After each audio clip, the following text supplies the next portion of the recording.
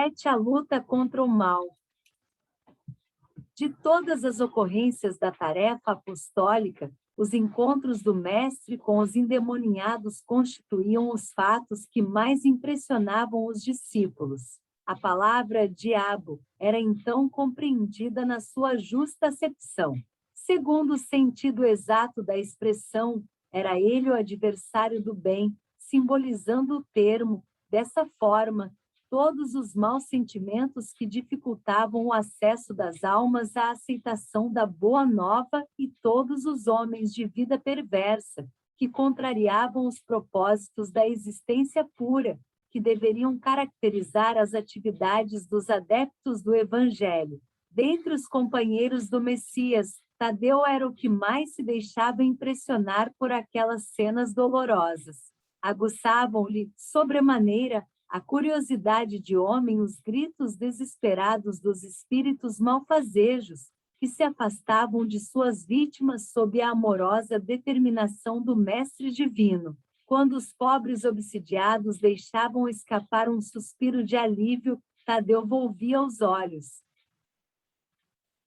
para Jesus, maravilhado de seus feitos. Certo dia em que o Senhor se retirara com Tiago e João para os lados de Cesareia de Filipe, uma pobre demente lhe foi trazida, a fim de que ele, Tadeu, anulasse a atuação dos espíritos perturbadores que a subjugavam. Entretanto, apesar de todos os esforços de sua boa vontade, Tadeu não conseguiu modificar a situação.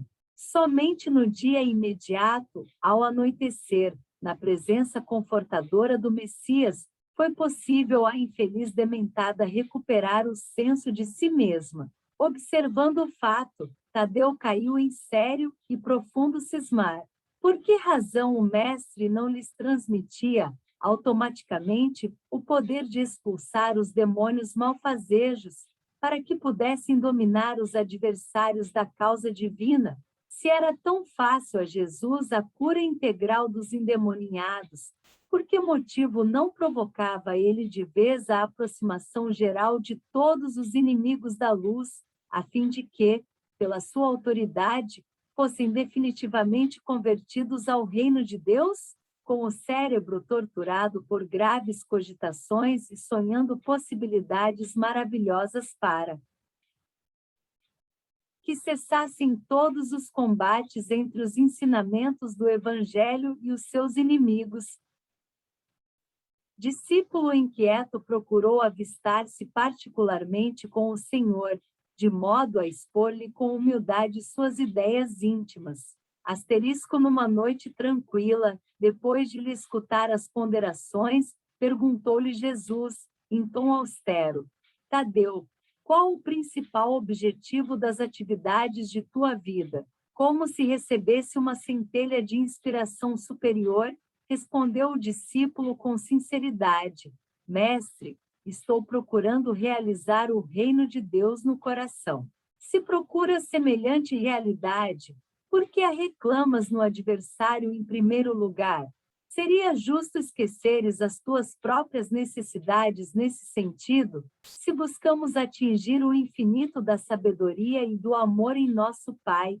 Indispensável se faz reconheçamos que todos somos irmãos no mesmo caminho. Senhor, os espíritos do mal são também nossos irmãos? Inquiriu, admirado, o apóstolo. Toda a criação é de Deus. Os que vestem a túnica do mal envergarão um dia a da redenção pelo bem. Acaso poderias duvidar disso? O discípulo do Evangelho não combate propriamente o seu irmão, como Deus nunca entra em luta com seus filhos, aquele apenas combate toda manifestação de ignorância, como o pai que trabalha incessantemente pela vitória do seu amor junto da humanidade inteira. Mas não seria justo, ajuntou o discípulo, com certa convicção, convocarmos todos os gênios malfazejos para que se convertessem à verdade dos céus? O mestre, sem se surpreender com essa observação, disse: por que motivo não procede Deus assim? Porventura, teríamos nós uma substância de amor mais sublime e mais forte que a do seu coração paternal? Tadeu, jamais ouvidemos o bom combate. Se alguém te convoca ao labor ingrato da má semente, não desdenhes a boa luta pela vitória do bem, encarando qualquer posição difícil como um ensejo sagrado para revelares a tua fidelidade a Deus. Abraça sempre o teu irmão. Se o adversário do reino te provoca ao esclarecimento de toda a verdade, não desprezes a hora de trabalhar pela vitória da luz, mas segue o teu caminho no mundo. Atento aos teus próprios deveres, pois não nos consta que Deus abandonasse as suas atividades divinas para impor a renovação moral dos filhos ingratos que se rebelaram na sua casa.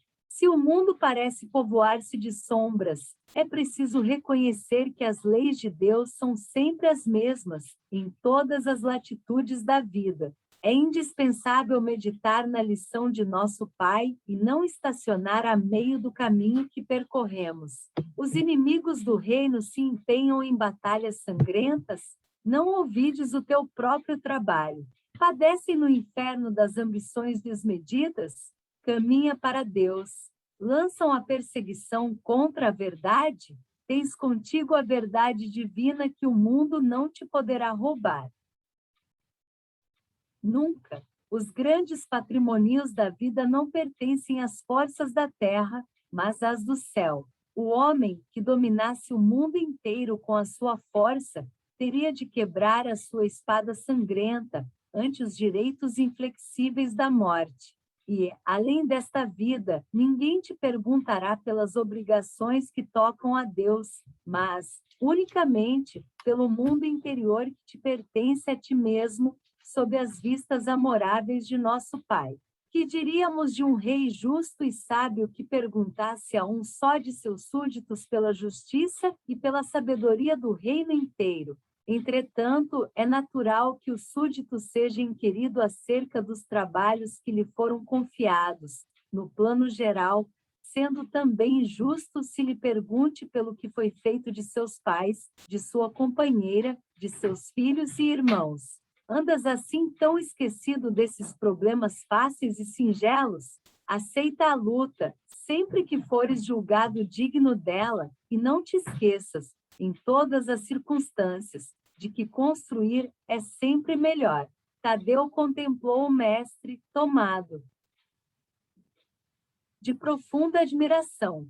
Seus esclarecimentos lhe caíam no espírito como gotas imensas de uma nova luz. Senhor, disse ele, vossos raciocínios me iluminam o coração, mas terei errado externando meus sentimentos de piedade pelos espíritos malfazejos? Não devemos, então, convocá-los ao bom caminho? Toda intenção excelente redarguiu Jesus será levada em justa conta no céu, mas precisamos compreender que não se deve tentar a Deus. Tenho aceitado a luta como o Pai me envia e tenho esclarecido que a cada dia basta o seu trabalho. Nunca reuni o colégio dos meus companheiros para provocar as manifestações dos que se comprazem na treva, reuni-os em todas as circunstâncias e oportunidades, suplicando para o nosso esforço a inspiração sagrada do Todo-Poderoso. O adversário é sempre um necessitado que comparece ao banquete das nossas alegrias e, por isso, embora não o tenha convocado, convidando somente os aflitos, os simples e os de boa vontade, nunca lhe fechei as portas do coração, encarando a sua vinda como uma oportunidade de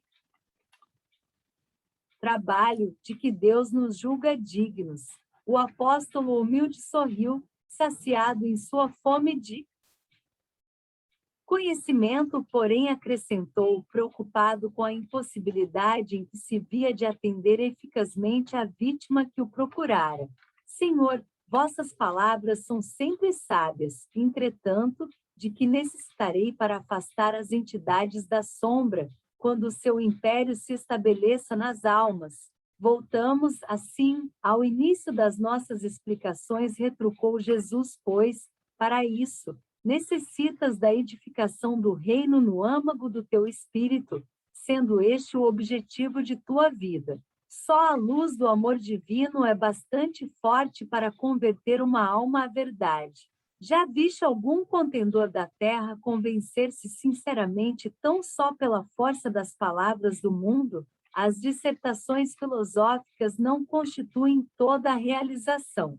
Elas podem ser um recurso fácil da indiferença ou uma túnica brilhante, acobertando penosas necessidades. O reino de Deus, porém, é a edificação divina da luz, e a luz ilumina, dispensando os longos discursos. Capacita-te de que ninguém pode dar a outrem aquilo que ainda não possua no coração. Vai, trabalha sem cessar pela tua grande vitória. Zela por ti e ama teu próximo, sem olvidares que Deus cuida de todos. Asterisco Tadeu guardou os esclarecimentos de Jesus para retirar de sua substância o mais elevado proveito no futuro. No dia seguinte, desejando destacar, perante a comunidade dos seus seguidores, a necessidade de cada qual se atirar ao esforço silencioso pela sua própria edificação evangélica, o Mestre esclareceu aos seus apóstolos singelos como se encontra dentro da narrativa de Lucas.